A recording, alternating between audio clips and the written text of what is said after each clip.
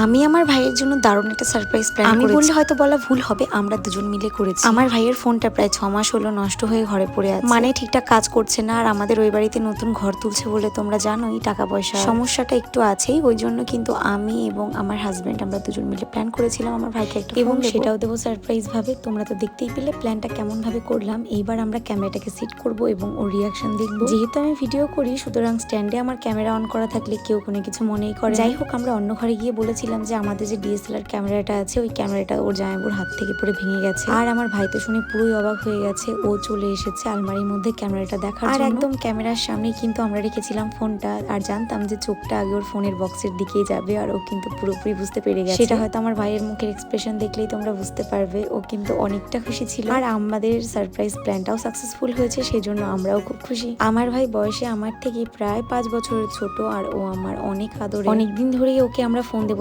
করছিলাম, কিন্তু আমাদের কিছু ব্যক্তিগত কারণের জন্য আগে দিয়ে হয়ে ওঠে। যাই হোক, আমি কিন্তু আমার ভাইয়ের জন্য নিয়েছিলাম ভিভো TX5, আর ফোনটা কিন্তু ছিল ওর জামাইবাবুর পক্ষ থেকে ওর জন্য গিফট। ফোনটা তোমাদের কেমন লেগেছে অবশ্যই আমাকে কমেন্ট করে জানিও। আমি তো দিতে পেরে খুবই খুশি হই।